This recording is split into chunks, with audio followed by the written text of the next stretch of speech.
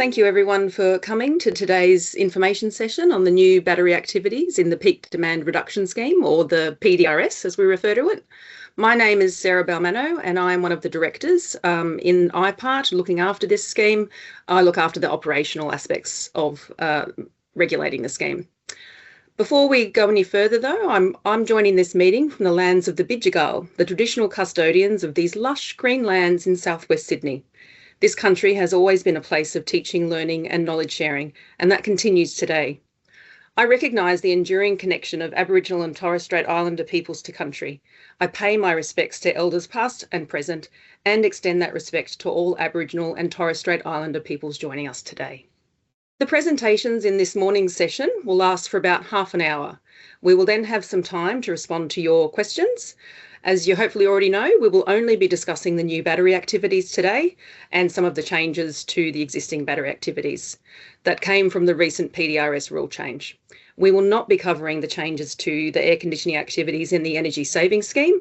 There is a second webinar happening on the 21st of July covering those other changes to the rules that you can register for.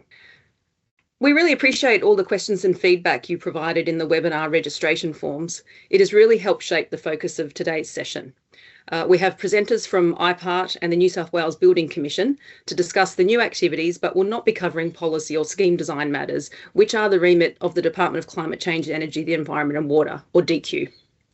There were a few questions in the registrations on how the PDRS works. This session won't go into detail on that, as we already have plenty of information available in a variety of forms on our website, including a YouTube channel. We will also, though, have a poll at the end of today seeking your input on what additional information or workshops you would like to see to help you understand how it all works. So, to become accredited for the new activities, you'll need to go through a rigorous assessment process. We have updated our application forms to make them simpler, and there is a streamlined application process for existing ACPs. If you are new to the PDRS, you should review the information on our website to help you decide if being an ACP is in fact right for you. Many installation companies work with accredited parties and participate that way. The ACPs then look after all the fees, the compliance, the reporting and the auditing requirements for you. One of the questions we have received about the application process is why we are requiring separate accreditations for the 3 new BESS activities.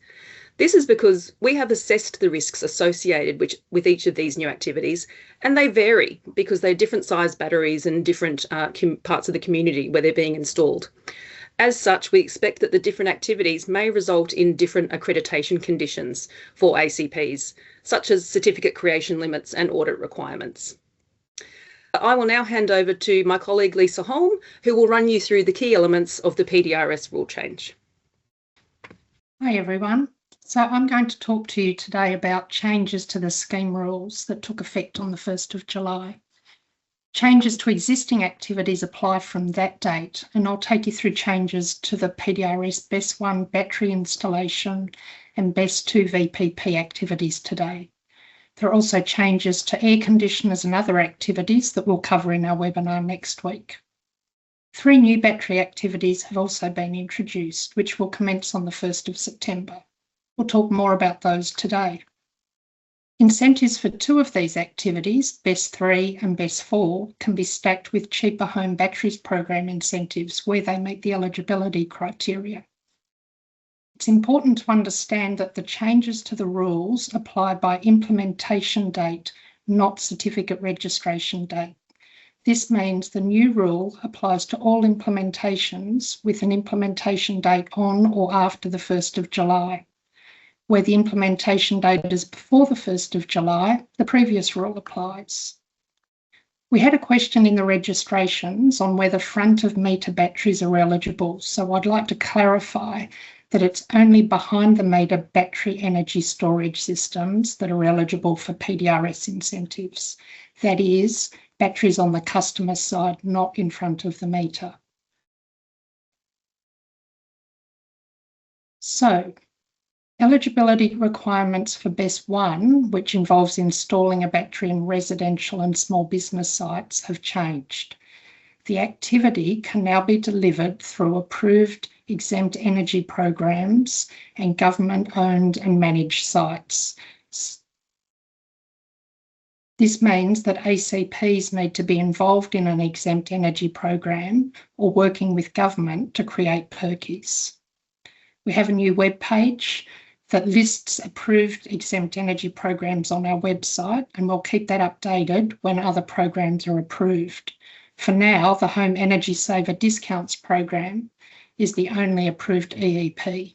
You can find out more about that program on DEQ's New South Wales Climate and Energy Action website.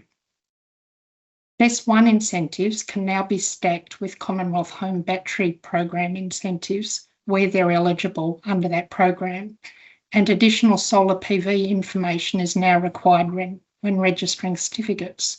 I'll talk more about that shortly. Changes to requirements include an updated definition for usable battery capacity. It's now 90% of the nominal battery capacity as listed on the Clean Energy Council's approved battery list.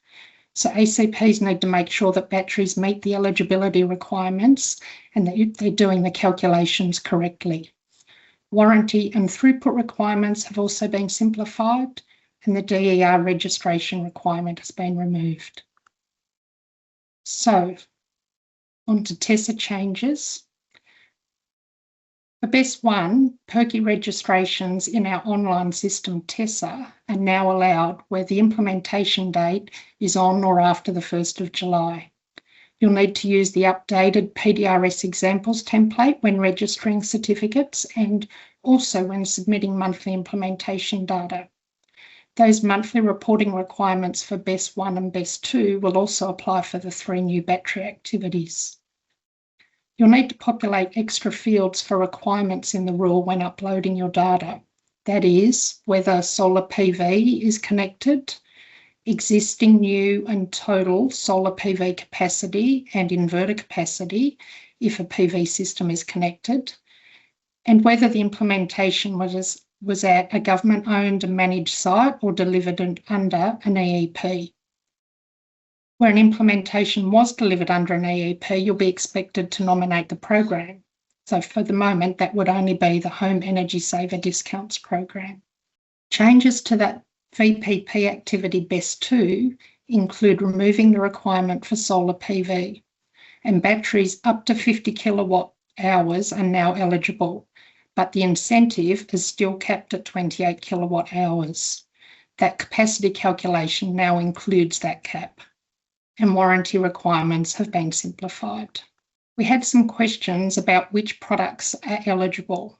This slide provides some key requirements for the new battery activities. Batteries need to be within the capacity limits and also meet inverter and solar PV capacity requirements as well. Batteries for BESS1 through to BESS4 need to be listed on the Clean Energy Council approved battery list. For BESS5, batteries need to be tested to UL 950A and capacity recorded in a way specified by IPART. For BESS1, 3 and 4, batteries must also be installed by an installer accredited by Solar Accreditation Australia. And batteries must have all the relevant planning and network approvals. Additional incentives are also available if the battery is installed within 90 days of new solar PV. So BESS3 is a new activity for batteries in apartments of capacity 20 to 200 kilowatt hours. There need to be a minimum of 4 dwellings and 5 kilowatts per dwelling. Higher incentives are available if new solar PV is installed, but you can do the activity without it. Solar is required if you want the Commonwealth Home Battery incentive, and the incentives are stackable where the battery is less than 100 kilowatt hours. There's a minimum customer payment of $1,000, and there can't be an existing battery at the NIMI. Battery must also be installed outdoors due to fire and rescue requirements. And for calculating capacity, battery capacity is the lesser of usable battery capacity, 5 kilowatts per dwelling by the number of dwellings, or 4 hours by the inverter output. This is a hypothetical case study from DEQ's forecasting of what battery incentives for PERCs could look like when stacked with STCs. It doesn't account for any certificate registration fees, and it's based on a PERC price of $3.50 in late June. I won't go through it in detail, but it does highlight that higher incentives are available when new solar is installed. The STC incentive for option 1 is higher because new solar and a battery are installed, while option 2, which assumes there is existing solar on site and no new solar being added, has lower incentives. You can see the PDRS method guide on our website for a worked example of the PDRS calculations, and DEQ also has a safeguard certificate estimator on their website. BESS4 is a new activity intended for small and medium businesses, so residential sites and data centres aren't eligible. Batteries need to have a usable capacity of 20 to 200 kilowatt hours, and no previous BESS4 or BESS5 implementation can have been done, so the incentive is only available once. There's a minimum 5,000 minimum payment required, and again, there are higher incentives if new solar is installed. The install also needs to meet the standard and have a smoke alarm if installed indoors. We have another DEQ case study for BESS4, which highlights the higher incentives when new solar is installed. STCs are only available for option 1 when new solar is installed, but no STCs are available for the battery because it exceeds the capacity requirements under the Commonwealth Home Battery Program. Again, we have a worked example of the calculations in the PDRS method guide. That takes us to BESS5, which is aimed at larger commercial and industrial businesses. Again, residential sites and data centres aren't eligible.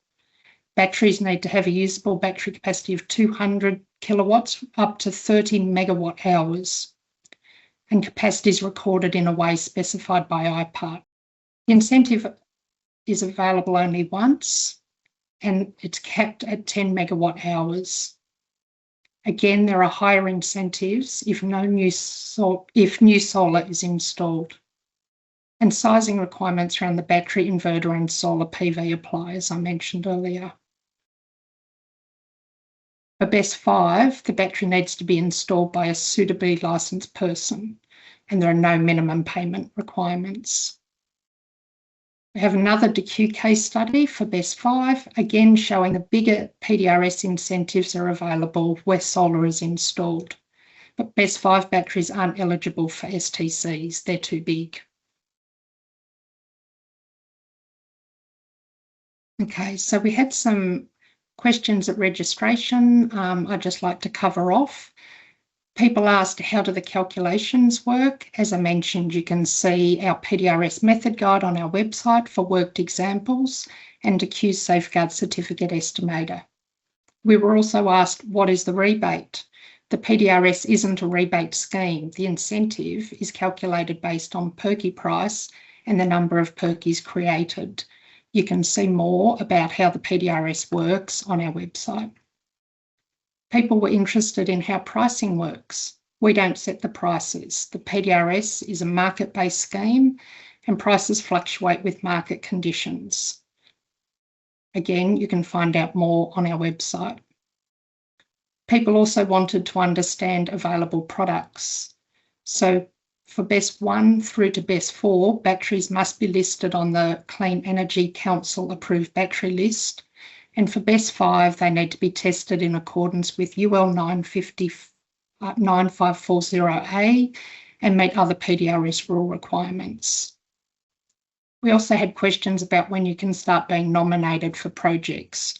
You need to be accredited for the activity before you can be nominated to create PERCs.